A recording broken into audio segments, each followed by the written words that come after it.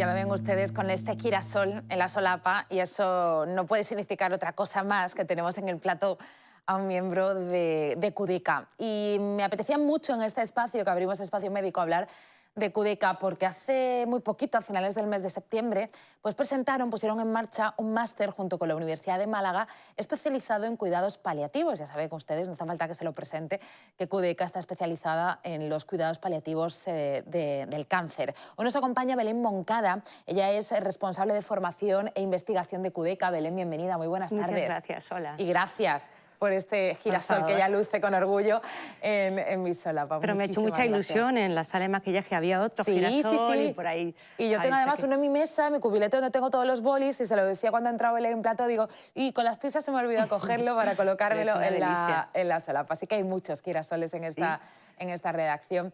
Eso quiere decir que hemos podido compartir con vosotros un montón de noticias, un montón de proyectos, porque en Cudica no paráis, pero este me hacía especial ilusión, porque siempre, desde que trabajo aquí, desde que trabajo en Canal Málaga, siempre os he escuchado algo que es reivindicar la importancia de que haya especialistas médicos en los cuidados paliativos. Por eso me ha hecho mucha ilusión el poder hablar hoy de este máster, Belén. Sí, así es. Ten en cuenta que la medicina paliativa es una especialidad dentro de las ciencias de la salud que es relativamente joven. No sabría las fechas exactas, pero creo que fue alrededor del 2013 cuando las asociaciones europeas de cuidados paliativos proclamaron esa Carta de Praga en la cual de alguna manera reivindicaban que los cuidados paliativos fueran un derecho humano. Es decir, las personas tienen derecho a vivir dignamente y también a morir dignamente. Es verdad. Eso significa que las personas al final de su vida, por una enfermedad terminal, puede ser cáncer u otra, pero cuando uno tiene una enfermedad avanzada y sin posibilidad de curación, necesita una medicina especial, una medicina que a lo mejor no va a curar la enfermedad, sino que va a aliviar y a paliar el sufrimiento, tanto físico como emocional, espiritual, que todos vamos a tener en la hora final, ¿no? En ese sentido, los cuidados paliativos se separan un poco de la medicina tradicional, que a lo mejor por curar lleva a cabo tratamientos que a lo mejor pues, no son del todo adecuados para el bienestar psicológico del paciente y ya no tienen sentido.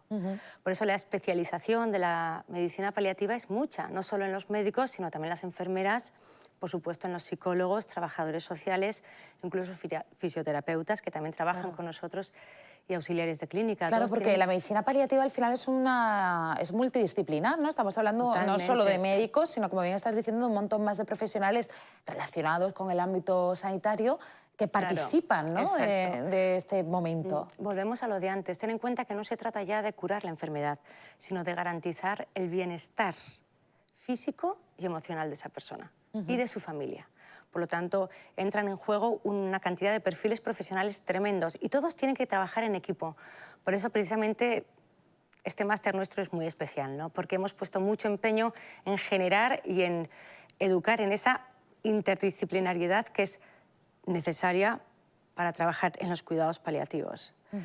En ese sentido, bueno, no está mal que lo diga yo, pero me parece que es el máster que mejor lo ha conseguido en cuidados paliativos de España. Bueno, es que sois unos expertos, lleváis muchísimos años trabajando 26. en cuidados paliativos. En esa presentación estaba también el decano de la Facultad de Medicina y me parecía muy importante la implicación, ¿no?, de la propia facultad y el hecho de que vayan surgiendo vocaciones, ¿no?, dentro de los futuros médicos, que vayan surgiendo médicos, enfermeros, que vayan surgiendo vocaciones en los cuidados paliativos. Claro, también. Ten en cuenta que los que se dedican a los cuidados paliativos reivindican de alguna manera que se enseñe este modo de trabajar y esta medicina en la carrera de medicina.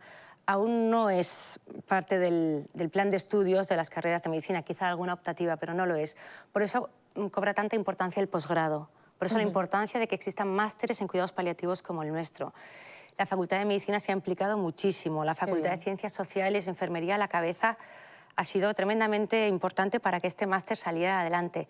Pero no solo ellas, sino que también la Facultad de Estudios Sociales y del Trabajo ha contribuido enormemente a que este máster sea del todo interdisciplinar. Ten en cuenta que una trabajadora social tiene que formar parte de un equipo de paliativos y trabajar junto con el médico y la enfermera para ver cómo se les habla a esa familia, cómo se arreglan los asuntos entre familias, cómo en fin, son todos unos papeles importantísimos dentro de ese objetivo que es el bienestar del enfermo. Belén, yo siempre digo que para cualquier profesión sanitaria hay que estar hecho de una pasta especial. Yo no sé si para profesión sanitaria más paliativos hay que estar doblemente hecho de una pasta especial. Hay que ser, no sé si de carne y hueso, pero hay que ser diferente, ¿no? Yo creo que para afrontar este trabajo.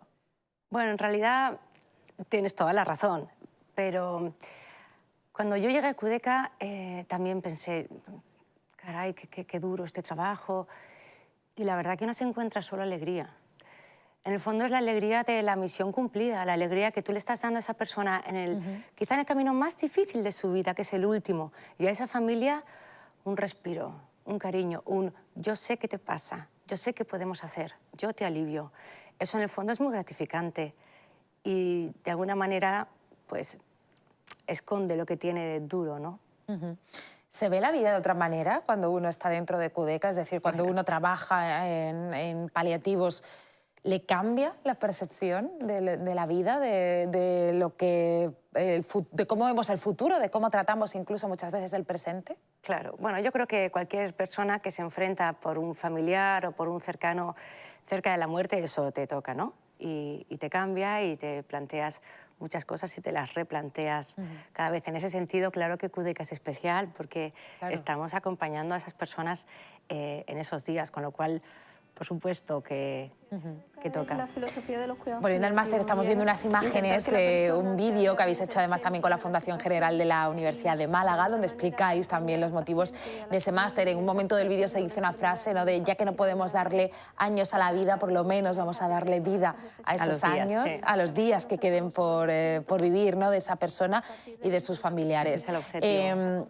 Vamos a hablar de la parte más ya así in situ del máster. ¿Dónde se va a dar? ¿Quiénes son los profesores? ¿Cómo se ha organizado el máster de QDECA y la Facultad de Medicina? El máster en realidad tiene ya una trayectoria bastante larga. Nosotros desde ya el 2011 creo que comenzamos a trabajar y a colaborar con la universidad en generar unos estudios de posgrado en cuidados paliativos.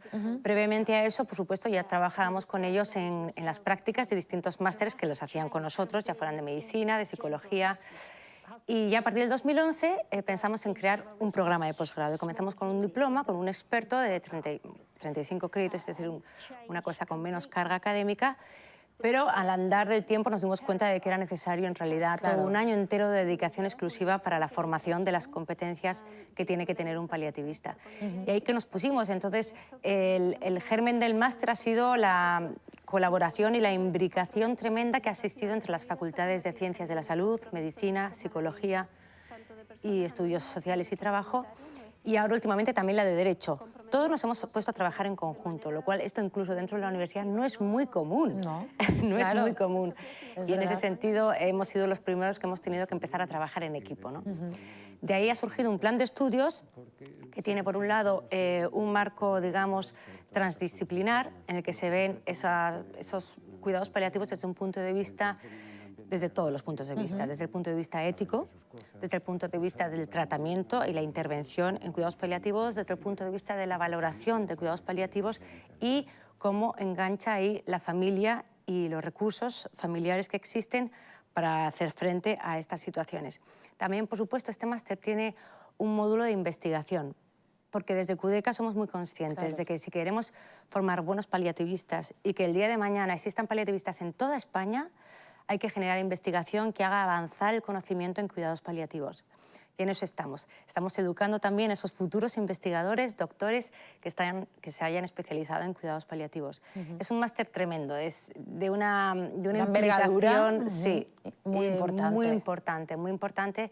Y luego, obviamente, cuenta con prácticas, bastantes horas de prácticas para todos los estudiantes en QDECA, por supuesto, donde pueden ver nuestra parte asistencial, pero también nuestros equipos domiciliarios, que se van el equipo paliativista a las casas y ahí atender a los enfermos. Y también nuestra unidad de día, donde van los enfermos y pueden tener tratamiento de fisioterapia o tener ahí, digamos, pues un momento de esparcimiento. Todo eso lo ven nuestros alumnos en las prácticas que hacen con nosotros. Y en ese sentido me parece que es un máster muy completo. Belén, me consta que cada vez más, y trabajáis muchísimo, además, en toda la provincia por hacer todo tipo de eventos, actividades, verbenas, la tienda, para intentar dotar cada vez más de más recursos a las instalaciones de Cudeca. Y me consta además que trabajáis por mejorar cada día más. Pero ya con la consolidación de este máster, de estos estudios, con intentar además que sea un máster de referencia nacional, ¿está más cerca que existan hospitales de paliativos en Málaga? No sé si en España. ¿Está más cerca ese momento? No sabría contestarte a eso, la verdad.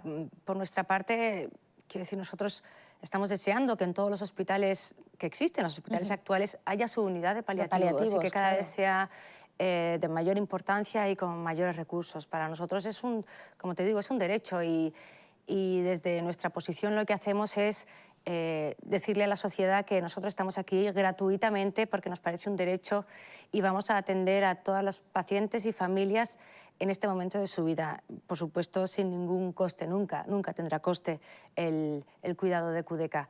Pero desde aquí también hablamos a los políticos y a la sociedad y decimos, por favor, implíquense. Claro. Implíquense porque los cuidados paliativos es una medicina tremendamente importante, ¿no? Y que todos estamos llamados a, de alguna manera, en algún momento, tener que utilizarla. A necesitarla, claro. O nuestras familias. Entonces, es muy diferente, morir cuando has tenido, digamos, unos cuidados paliativos de calidad, como los que damos en Cudeca, a morir sin ellos. Y es muy diferente cómo la familia afronta esos momentos. La pérdida. Exacto. No es igual. Nunca es igual. Nunca es igual. Por eso, ojalá existan más hospitales y más Cudecas en el mundo. Pues ojalá. Nosotros de momento estamos muy orgullosos de tener aquí a la nuestra, de llevar este girasol en la solapa y que haya estado con nosotros Belén Moncada para hablarnos hoy de esta formación, de este máster que tiene la Universidad de Málaga junto con Cudeca para los paliativistas. Me quedo con esa palabra, con ese término. Belén, millones de gracias por haber venido. Gracias Muchísimas a ti, gracias. Muchísimas gracias. Nosotros nos vamos a ir a la Plaza de la Constitución, no ahora, sino porque este fin de semana se ha celebrado una nueva edición de Fuertes y Hermosas y queremos hacer un breve resumen de cómo ha ido este evento del que ya hablábamos la pasada semana. Ahí ya ven varios centenares de personas que se han cortado el pelo en la calle, se han peinado, se han hecho las uñas, se han puesto sus pulseras, shiatsu, todo con un fin, el de intentar recaudar lo máximo posible para Amusubic, que es la Asociación de Mujeres Supervivientes de la Violencia de Género y sus hijos. Fue este sábado en la Plaza de la Constitución y seguro que muchos de ustedes pasaron por allí y vieron a nuestros queridísimos amigos de Fuertes y Hermosas que estuvieron allí. Un fiestón, por cierto, también, que una cosa no está reñida con la otra. Ese fue el momento de Fuertes y Hermosas. Y ahora muy cerquita de allí, de la Plaza de la Constitución, ahora sí, está nuestra compañera Elena Vir. Ella está, si no me equivoco, en el Ateneo de Málaga y está hoy asistiendo a una exposición maravillosa sobre moda. ¿Y qué tiene que ver la moda con Bernardo de Gálvez? Elena, muy buenas tardes.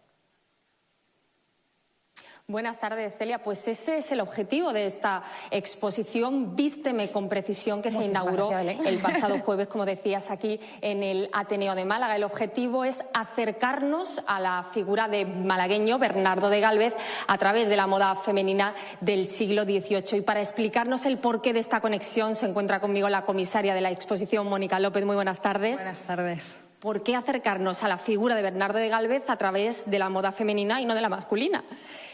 Porque curiosamente, bueno, primero ya el hecho de acercarse a través de la moda ya es un viaje peculiar, ¿no? Y además abierto a todo tipo de público.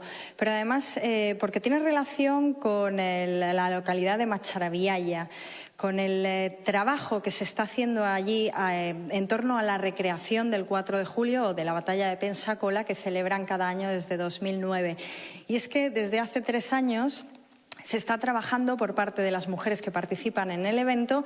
Ha habido un periodo de formación para aprender a recrear los trajes de época, dada la importancia que tiene la recreación como herramienta didáctica. Nosotros trasladamos un hecho del pasado a la actualidad y, bueno, en la medida de lo posible debe estar muy bien documentado y debe reflejar esa época. Entonces hay una labor, un trabajo, un esfuerzo por parte de estas mujeres en las que se ha conseguido la silueta silueta de los trajes de la época. Esto que nos permite, a través de estos trajes, hablar de esa época, hablar del entorno de Bernardo de Gálvez y, bueno, de los hechos históricos que tuvieron lugar en América, en Norteamérica. Sí, porque es una de las cuestiones que hay que reseñar, Celia. Una de las características principales de esta exposición es que los 10 modelos que están recreados han sido elaborados por mujeres de Macharabiaya que se han implicado durante muchos meses en este proyecto. Efectivamente. Hablamos de personas que incluso no sabían leer un patrón y después de estos 2 años de trabajo, bueno, ya casi 3, han confeccionado trajes de época, que ya me parece increíble, ¿no?, la labor que se ha desarrollado y tiene un mérito. Y, bueno, es cuestión de que vengan a verlo. Si te parece, vamos a acercar a nuestros telespectadores un poco a algunos de los modelos que van a poder ver en esta exposición Vísteme con precisión. Tenemos aquí un modelo femenino. Vemos que la altura de la mujer en el siglo XVIII rondaba el 1,50, de estructura más bien ancha. ¿Qué nos dice este modelo de la sociedad de la época, Mónica? Este en concreto es lo que llamaríamos un traje inglés o sayo vaquero. Normalmente la moda la marcaba Francia en todo Occidente y llegamos hasta el continente americano, pero siempre los ingleses hacían mucho más práctica la labor y lo que hacían era hacer sencilla la costura, digamos, del trabajo de los franceses. Este en concreto, por ejemplo, para ver el interior, cómo se consigue esa silueta que tendría forma de cono en la parte del torso y que ampliaría las caderas en la zona de la cintura, pues se verían las estructuras que son el corsé y los paniers que llevan debajo del traje. Hay detalles también que nos hablan de quién viste este traje. Por ejemplo, el elemento este que se llama gorguera. Bueno, pues es el cabezón de la camisa que asoma por el escote y que sería utilizado más bien por personas más recatadas, ¿no? En esta época los escotes son muy generosos, el corsé aprieta el pecho y asoma por encima y, sin embargo, bueno, pues la persona más discreta llevaría este tipo de elemento en su vestuario. También era habitual que las mangas siempre escondían el codo, podían ser largas o medias mangas y solían llevar, esto es lo que se llaman los vuelos o engangueantes, que son postizos, que son mangas de encaje, entonces el encaje tenía muchísimo valor, era a precio muy alto y que, bueno, pues lucían las mangas que llaman pagoda, que es con este vuelo de tela abierto. Y para poder combinar los trajes era caro, la accesibilidad a tejidos y tal, bueno, era algo complejo, ¿no? Entonces lo que hacían era vestir el propio traje con falda debajo, iban combinando para ir cambiando, digamos, de estilo cada día. Hablamos de un traje de influencia francesa. En el siglo XVIII toda la moda estaba influenciada por la corriente francesa. Sí, desde el siglo XVII Francia es la que va a marcar moda en toda Europa, incluso en Rusia y en el continente americano. Así que personajes como Madame Pompadour o María Antonieta van a ser las adalides, ¿no?, de la moda. Todo lo que vista María Antonieta lo va a vestir el pueblo después. Y esta estructura que tenéis al lado del traje era lo que había que llevar debajo. Entiendo que no era nada cómodo para la época. Para nada, para nada. Estaba todo emballenado, era muy rígido, lo llevan encima de la prenda interior, que es la camisa, porque además creaba rozaduras, ¿no?, la rigidez de estos elementos en la piel. Las estructuras son siempre al torso, iba el corsé o la cotilla, y para darle esa forma de cono rígido, como un cucurucho de helado. Y abajo llevaba lo que sería el panier o el tontillo, que tenía diferentes formas. De hecho, se han presentado en la exposición miniaturas a escala para que se vean los distintos tipos de panier que se usaban. Y esto hacía que le diera volumen a la cadera. De alguna manera, tanto el pecho como la cadera eran los elementos femeninos que se destacaban en esa época. ¿Qué más te puedo contar de las estructuras? Pues si te parece vamos a comentar estos otros 2 modelos que están aquí a nuestro lado y que también eran otra influencia en el siglo XVIII diferente a esta primera que hemos visto. ¿Cuáles son las características de este primer modelo que tenemos aquí y qué lo diferencian del otro? Nos estamos moviendo en la década de 1770 aproximadamente. Este traje, que sería la bata francesa, o traje bateau incluso se le conoce, es el que vistió toda la moda rococó durante el siglo XVIII y se caracterizaba por el tableado trasero. Este tableado que bueno, está en todos los cuadros que pintaron tanto Bateau como Fragonard, es típicamente francés. Tenemos otro traje, por ejemplo, este es el que llamamos polonesa, que lleva un drapeado a la espalda, recoge la falda del traje en 3 partes. Y además es curioso porque hay algunos historiadores que afirman que el traje, el nombre que recibe de polonesa, responde a la repartición que en 1772 se hicieron de Polonia 3 países como fueron Rusia, Austria y Prusia. Pero bueno, aparte de la anécdota del nombre, la diferencia con el otro traje es que no lleva el tableado de la espalda. Este también es de diseño francés y surge precisamente en 1770 y se estila hasta 1785. Así que el bató es el más característico de todo el 18, la polonesa precisamente de estas 2 décadas, 70 y los 80, y el inglés surge como relectura de esta polonesa por parte de los ingleses y también surge a finales del siglo XVIII. Y en la exposición Vísteme con precisión también se hace referencia a cómo era la moda infantil en el siglo XVIII. Vemos que, no sé si me equivoco, pero es como una reproducción a pequeña escala de la moda adulta. Tanto a los niños como a las niñas, en la edad de infantes pequeños, se les vestía como a niñas, lo que consideraríamos hoy niñas. Y a ellas se les colocaban las estructuras pues desde que tenían 5 o 6 años, de manera que las acostumbraban ya a llevar la postura rígida y embarada que se les iba a exigir a lo largo de su desarrollo, de su vida como mujer. Cuando eran muy pequeñitos, con la edad de 2, 3, 4 años, vestían ambos, niños y niñas, con trajes blancos, como los de cristianar que se estilan ahora.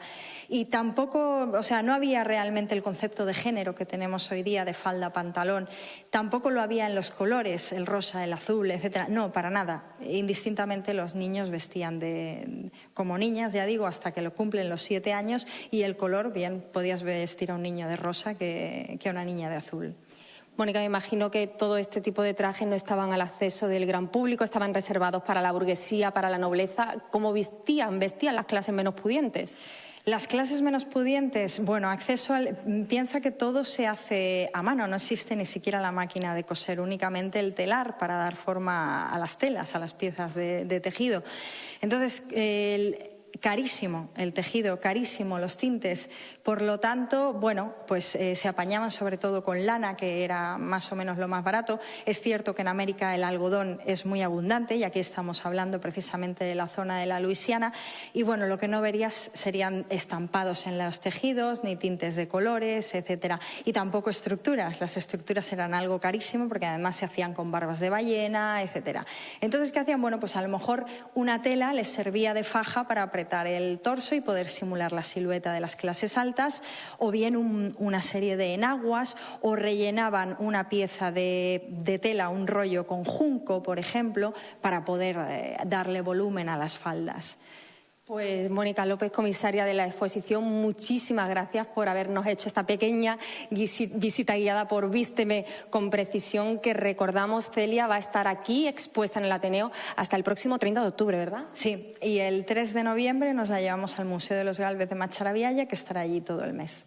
Pues Celia, apuntado en la agenda que hasta el 30 de octubre pueden venir aquí de lunes a viernes al Ateneo de Málaga en horario de tarde para disfrutar de esta magnífica muestra. Vísteme con precisión, como decíamos, pretende de una manera diferente, a través de la moda femenina del siglo XVIII, acercarnos a la figura de Bernardo de Gálvez. Además, como decíamos al comienzo de esta conexión en directo, hay que destacar el mérito de esas vecinas de Macharabiaya que durante casi 2 años se han entregado día y noche para confeccionar estos 10 modelos que ahora se pueden ver aquí en el Ateneo de Málaga.